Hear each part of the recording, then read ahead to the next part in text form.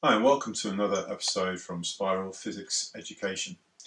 In this lesson we're going to be looking at calculating speed, the difference between instantaneous speed and average speed, how to calculate average speed, and to calculate velocity. So to start off with, we're looking at calculating speed, and we're going to use a very basic equation to do that, and that speed is just distance divided by time. Distance in the laboratory is measured in meters, and time in seconds, so short distances and short times, and that means that speed is meters per second. However, in some exam questions you may be given information about a vehicle travelling much further distances, i.e. kilometres, over a longer period of times in hours, and you might be given then speed in terms of kilometres per hour. And certainly you need to be able to convert kilometres per hour into meters per second. So let's have a look at an example of calculating speed. So we've got a bird travelling 200 metres in 25 seconds, and we're just going to basically calculate the speed of this bird. So a very straightforward and easy question.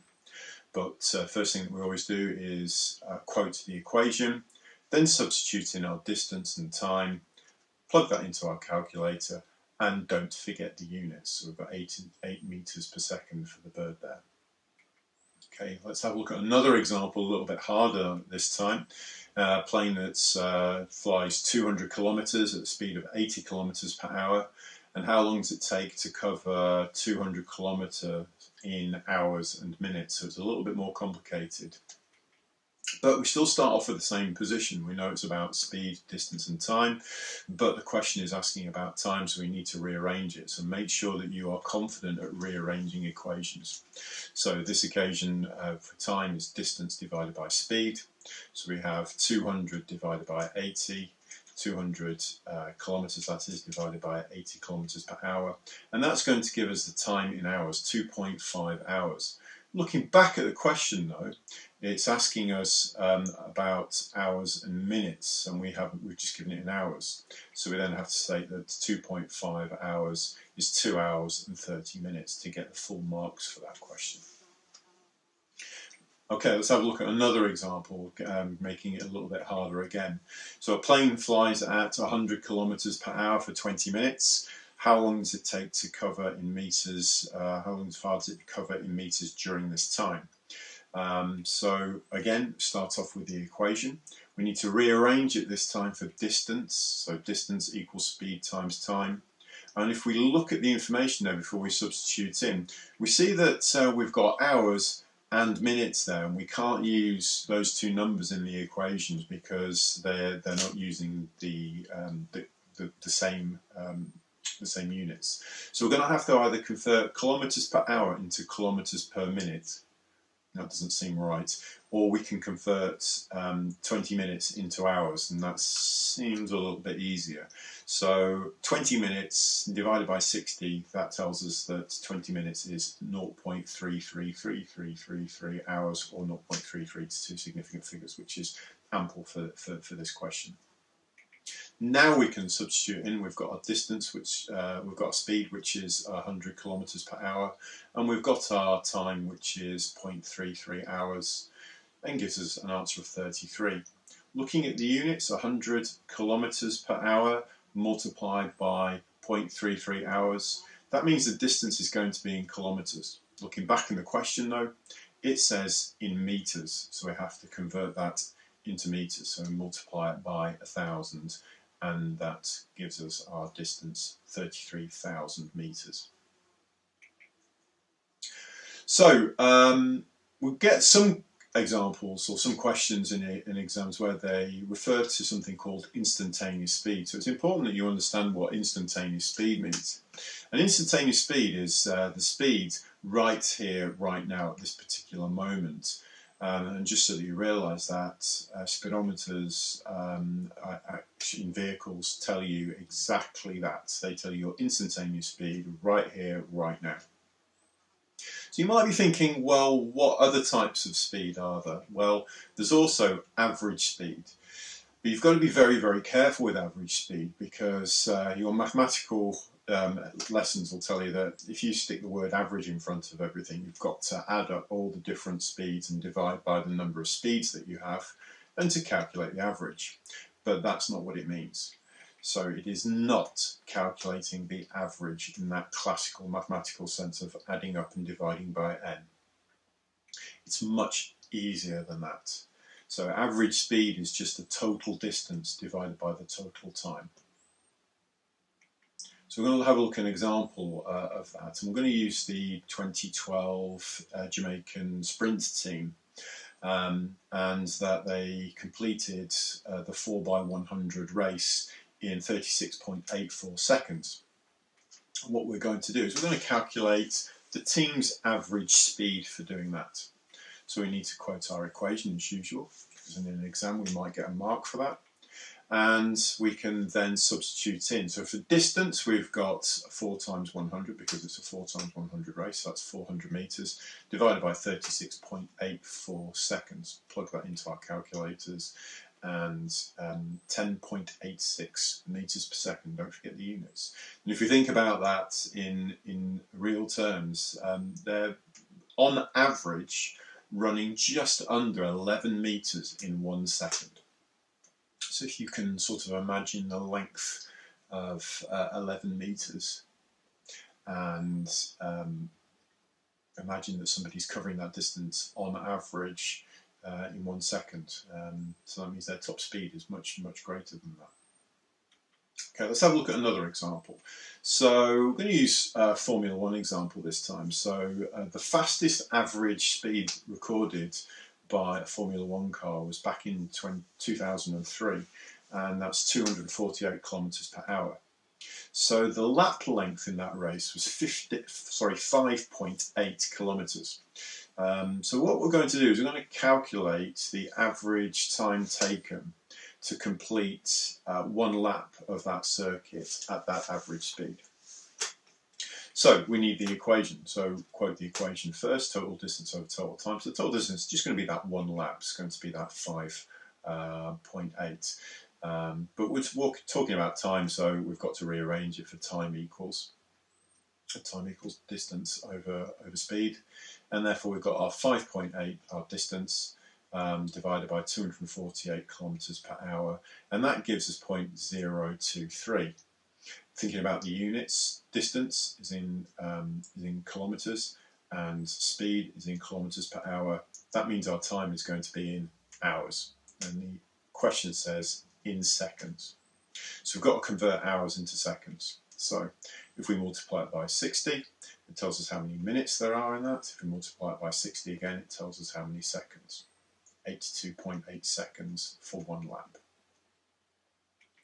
So, velocity. Well, to remind you a little bit about velocity, velocity is similar to speed, but it's a vector quantity. So instead of where speed is distance divided by time, velocity is displacement divided by time. So very similar, and that means that the units are very similar. So displacement will still have in meters, but there'll be an associated direction involved in it. And time will be in seconds. So velocity is still in meters per second, but in a certain direction. And just to remind you about scalars and vectors, check out some of the other videos on the channel to help you remember and improve your understanding of scalars and vectors. So let's have a look at an example for calculating velocity. And let's say that displacement of a marathon runner in meters, that's what we're going to calculate, where they've been running for 30 minutes at 8 kilometers per hour. So the thing about this is that, again, we've got strange units. We've got minutes and hours, and examiner boards like to mix up their units occasionally, especially if they think it's a simple question. They make it a little bit harder by changing the units. So again, convert the minutes into hours is probably the easiest way about this. So 30 minutes is clearly half an hour. We quote our equation, and we're going to need to rearrange it for displacement equals velocity times time. And now we can substitute in 8 kilometers per hour times by half an hour and that's going to give us 4 kilometres. But the question is asking it in metres, so we need to convert it into metres, so multiply by 1,000. At the moment that's just distance, however if we stick a direction there, that tells us the displacement, so that runner is displaced 4,000 metres north. Okay, let's have a look at another example. Here we've got a high-speed train travelling east at 200 kilometers per hour. So we're going to calculate its velocity in meters per second. So this is a straight conversion. We don't have to use the equation velocity is displacement over time. We're trying to convert kilometers per hour into meters per second. So here we have kilometers per hour. So we're going to convert that into meters per hour first. So we're going to multiply that kilometers by 1,000 to turn it into meters per hour. Then we're going to divide it by 60, which turns it into meters per minute, which is 3,333.33 meters per minute. And then we're going to divide it by 60, and that turns it into 55.6 meters per second. So that's a straightforward way of converting kilometers per hour into meters per second. You multiply it by 1,000, divide it by 60, and divide it by 60 again. And of course, for the velocity, you need a direction, so it's going east. So some questions in exams refer to different types of speed cameras. There are 2 different types of speed cameras in general use, and they are instantaneous speed cameras, where they are at a fixed position in the road, and average speed cameras, which look at the speed over a much longer stretch of the road.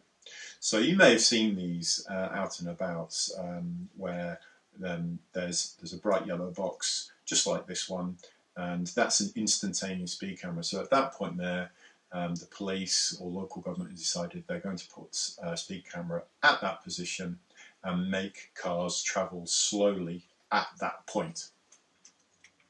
You might have a bit more mobile instantaneous speed cameras, and police go around with speed cameras themselves, pointing at cars just to check that they are at that point in the road, not breaking the law, not breaking the speed limit.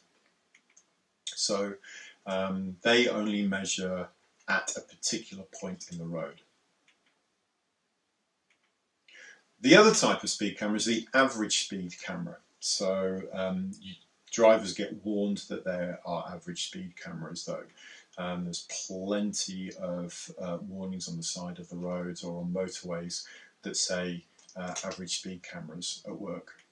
And these calculate the average speed of vehicles over a much longer stretch of the road rather than just a particular point in the road.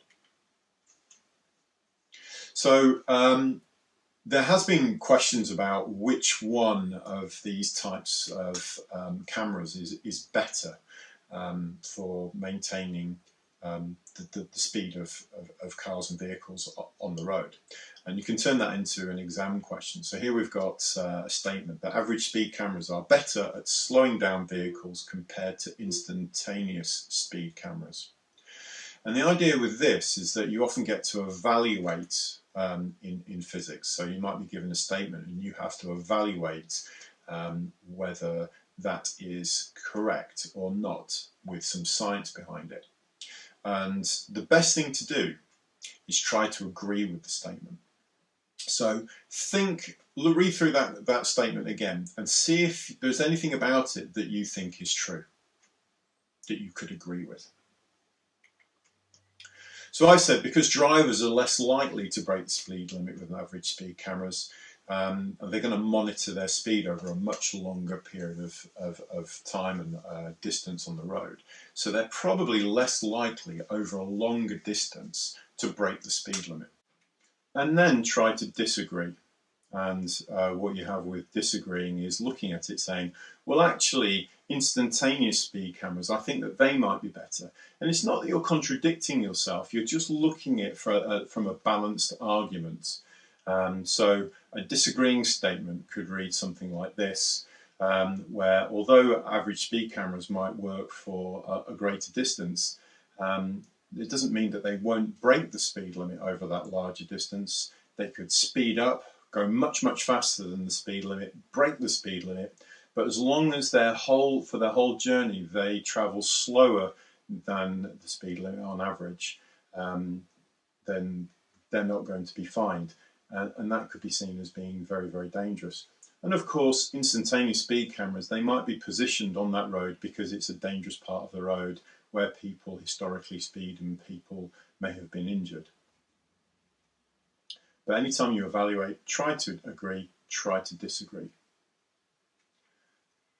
Well, I hope you found that lesson on speed and velocity useful. Do check out the channel again, subscribe to it, and come back and see us for more lessons about GCSE and IGCSE physics.